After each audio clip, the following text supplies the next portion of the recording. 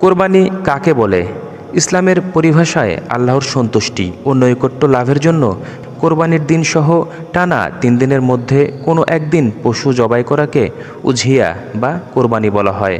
হজরত আবু হুরাইরা রাদিয়াল্লাহু তাআলা আনহু থেকে বর্ণিত, রাসূল সাল্লাল্লাহু আলাইহি ওয়াসাল্লাম বলেছেন, যে ব্যক্তি সামর্থ্য থাকার পরও কোরবানি করল না, সে যেন আমাদের ঈদগাহের কাছেও না আসে, নাউজুবিল্লাহ। সুতরাং মহান আল্লাহর সন্তুষ্টির জন্য সকল সামর্থ্যবান ব্যক্তির কোরবানি করা জরুরি। কোরবানি করার ফজিলত কি? কোরবানির পশুর শরীরে যত লোম থাকবে, প্রত্যেকটা লোমের পরিবর্তে এক একটি নেকি আল্লাহ পাক দান করবেন, সুবহানাল্লাহ। কোরবানির দিন কোরবানি করাই সবচাইতে বড় ইবাদত। কারো উপর কোরবানি ওয়াজিব হলে যদি কোরবানি না করে তাহলে গুনাহগার হইবে। কাদের জন্য কোরবানি করা ওয়াজিব? 10 জিলহজের ফজর থেকে 12 জিলহজের সন্ধ্যা পর্যন্ত, অর্থাৎ কোরবানির দিনগুলোতে যার নিকট সদগায়ে ফিতর ওয়াজিব হয়, অর্থাৎ নিসাব পরিমাণ অর্থ সম্পদ থাকে, তাহলে তার উপর কোরবানি করা ওয়াজিব হয়। মুসাফিরের উপর অর্থাৎ সফরের হালতে থাকলে কোরবানি করা ওয়াজিব হয় না।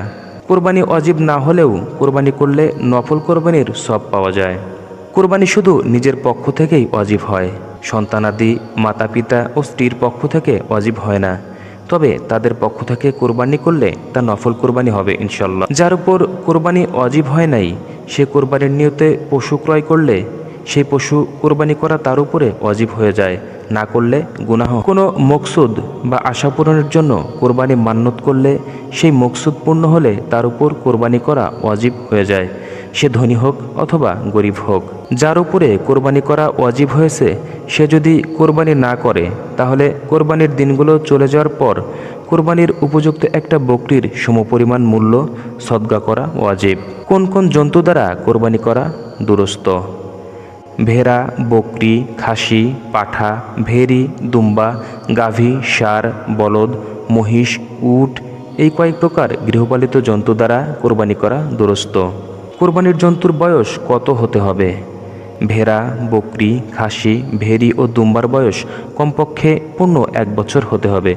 তবে ভেড়া, ভেড়ি ও দুম্বার বয়স যদি কিছু কমও হয়, কিন্তু এরূপ মোটাতাজা হয় যে 1 বছরের বয়সীদের মধ্যে ছেড়ে দিলে তাদের চেয়ে ছোট মনে হয় না, তাহলে তার দ্বারা কোরবানি করা দুরস্ত আছে। তবে অন্তত 6 মাস বয়স হতে হবে। বকরির ক্ষেত্রে বয়স পূর্ণ 1 বছর হতে হবে। গরু ও মহিষের বয়স কমপক্ষে 2 বছর হতে হবে। উটের বয়স কমপক্ষে 5 বছর হতে হবে। কোরবানির জন্তুর স্বাস্থ্যগত অবস্থা কেমন হতে হবে? কোরবানির পশু সুস্থ এবং হুষ্টপুষ্ট হওয়া উত্তম। যে প্রাণী ল্যাংড়া অর্থাৎ 3 পা দিয়ে চলে, যার 1 পা নেই অথবা থাকলেও তা অকেজো হয়ে গেছে, এরূপ পশু দ্বারা কোরবানি জায়েজ নয়। যে পশুর একটিও দাঁত নেই তা দ্বারা কোরবানি দুরস্ত নয়। তবে দাঁত না থাকা সত্ত্বেও ঘাস খেতে সক্ষম হলে তা দ্বারা কোরবানি দুরস্ত আছে। যে পশুর কান জন্ম থেকে নেই তা দ্বারা কোরবানি দুরস্ত নয়, তবে কান ছোট হলে অসুবিধা নেই। যে পশুর শিং মূল থেকে ভেঙে যায় তা দ্বারা কোরবানি করা দুরস্ত নয়, তবে শিংই গজায়নি বা অল্প কিছু পরিমাণ ভেঙে গিয়েছে, এরূপ পশু দ্বারা কোরবানি করা দুরস্ত আছে। যে পশুর উভয় চোখ অন্ধ বা একটি চোখ পূর্ণ অন্ধ এবং অপর চোখের দৃষ্টিশক্তি 1/3 বেশি নষ্ট, তা দ্বারা কোরবানি করা দুরস্ত নয়। যে পশুর একটি কান বা লেজের 1/3 চেয়ে বেশি কেটে গিয়েছে তা দ্বারা কোরবানি করা দুরস্ত নয়। অতিশয় কৃশকায় ও দুর্বল পশু, যার এতটুকু শক্তি নেই যে জবের স্থান পর্যন্ত হেঁটে যেতে পারে, এমন জন্তু দ্বারা কোরবানি করা দুরস্ত নয়। ভালো জন্তু ক্রয় করার পর যদি এমন দোষ বা ত্রুটি দেখা দেয় যার কারণে কোরবানি করা দুরস্ত হয় না, তাহলে ওই জন্তুটি রেখে আরও একটি ক্রয় করে কোরবানি করতে হবে। তবে ক্রেতা যদি গরিব হয় তাহলে সেটি কোরবানি করতে পারবে। গর্ভবতী পশু কোরবানি করা জায়েজ। যদি পেটের বাচ্চা জীবিত পাওয়া যায় তবে সে বাচ্চাও জবে করে দিতে হবে। তবে প্রসবের সময়কাল নিকটবর্তী হলে সেরূপ গর্ভবতী পশু দ্বারা কোরবানি করা মাকরুহ।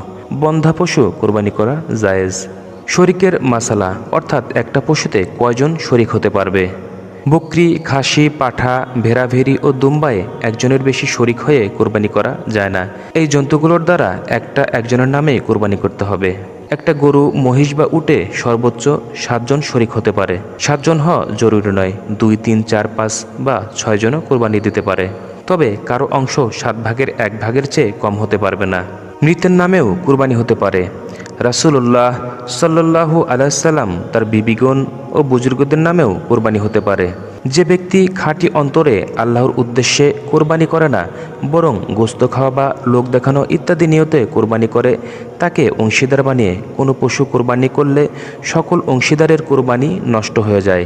তাই শরীক নির্বাচনের সময় খুবই সতর্ক থাকা দরকার। কোরবানির পশু ক্রয় করার সময় শরীক রাখার কোনো ইচ্ছা ছিল না, পরে শরীক গ্রহণ করতে চাইলে ক্রেতা গরিব হলে তা পারবে না, অন্যথায় পারবে। যার সমস্ত উপার্জন বা অধিকাংশ উপার্জনই হারাম, তাকে শরীক করে কোরবানি করলে অন্যান্য সকল শরীকের কোরবানি অশুদ্ধ হয়ে যাবে। কোরবানির পশু জবাই করা প্রসঙ্গ। নিজের কোরবানির পশু নিজেই জবাই করা উত্তম। নিজে জবাই করতে না পারলে জবাইয়ের সময় সামনে অবস্থান করা ভালো। মেয়ে লোকের ক্ষেত্রে পর্দার ব্যাঘাত হওয়ার কারণে সামনে না থাকতে পারলেও ক্ষতি নেই। কোরবানি পশুকে মাটিতে শুয়ে তার মুখ কেবলামুখী করে উক্ত দোয়া পাঠ করা উত্তম। অতঃপর বিসমিল্লাহি আল্লাহু আকবার বলে জবাই করা। কেউ দোয়া পড়তে না পারলে শুধু বিসমিল্লাহি আল্লাহু আকবার বলে জবাই করলেও চলবে। জবাই করার পর উক্ত দোয়া পড়া উত্তম। কুরবানিদাতা বা কুরবানিদাতাগণের নাম মুখে উচ্চারণ করা বা কাগজে লিখে পড়া জরুরি নয়। আল্লাহ পাক জানেন এটা কার কুরবানি, সে অনুযায়ী সে কুরবানি গৃহীত হইবে। কুরবানির পশু রাতের বেলায় জবাই করা জায়েজ আছে, তবে এটি অনুত্তম। ঈদের নামাজের পূর্বে কোরবানি করা জায়েজ নয়, তবে যেখানে জুমআ ও ঈদের নামাজ দুরুস্ত নয় সেখানে সুবহে সাদেকের পর থেকেই কোরবানি করা দুরুস্ত আছে। গোস্ত বন্টনের তরিকা। অংশীদারগণ সকলে একান্নভুক্ত হলে গোস্ত বন্টনের প্রয়োজন নেই, অন্যথায় বন্টন করতে হবে।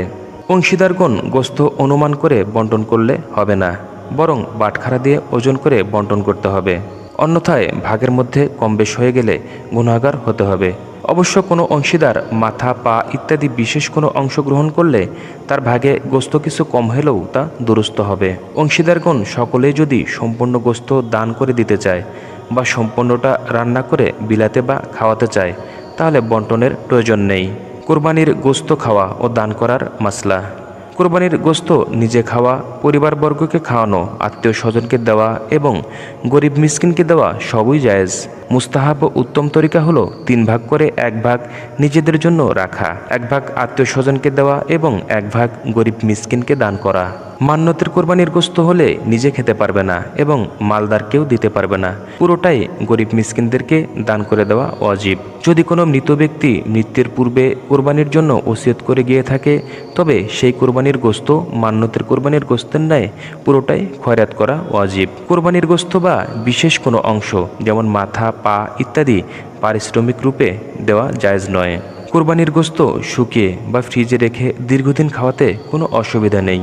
কোরবানির পশুর চামড়া সম্পর্কিত মাসলা। কোরবানির পশুর চামড়া শুকিয়ে বা প্রক্রিয়াজাত করে নিজেও ব্যবহার করতে পারবে।